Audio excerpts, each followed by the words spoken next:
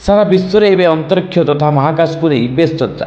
आम समस्ते जाचे महाकाश जगत विभिन्न रहस्य परिपूर्ण होता है। तेणु यह विषय जानापी समस्त मन में बेस उत्कंठा देखा दी था। सुनीता विलियम्स पृथ्वी को फेरवा पर समस्त मन में सामान प्रश्न, सेठी केमिति दिन राति कटे, सेठारे महाकाशचारी माने कौन खाती केमिति रुहति, यदि महाकाश रे सेमानकर किछि क्षति हुए तेबे कौन हो, सेठाकार परिस्थिति किभଳି रही है, अनेक किछि कथा।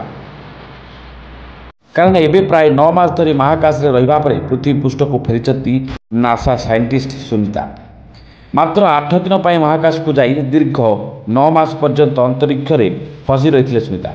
कौन यांत्रिक त्रुटि जो से निर्धारित समय पृथ्वी को फेरी पारि नथिले। मनुष्यर महाकाश यात्रा अत्यंत कष्टसाध्य और विपदपूर्ण होता है। अंतरिक्ष रे महाकाशचारीकर सम्मुख में थाए अनेक गुड़ी चैलेंज। प्राय 60 वर्ष तलू आरंभ होता मनुष्यर महाकाश यात्रा।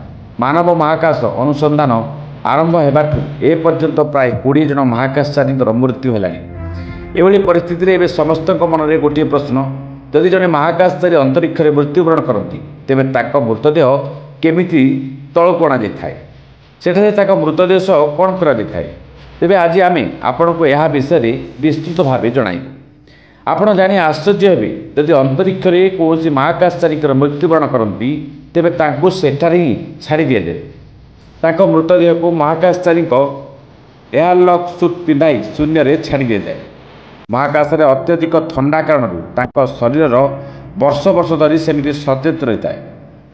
मृतदेह नष्ट हुएनि किंबा से दुर्गंध बाहर ना। वर्ष वर्ष धरी से अंधकारमय शून्य मृतदेह गुड़िक भासी बुलू थाए। तेज आप निश्चित भावुवे महाकाशचारी मृतदेह को पृथ्वी को अणाई ना कहीं, यह पछरे कारण कौन? स्पेस क्राफ्ट मृतदेह रखापी कौन खाली स्थान न थाए। यह व्यतीत स्पेस क्राफ्ट अधिक दिन मृतदेह रही ता नष्ट होबार आरंभ हुए, आउ से दुर्गंध बाहर संभावना रही है।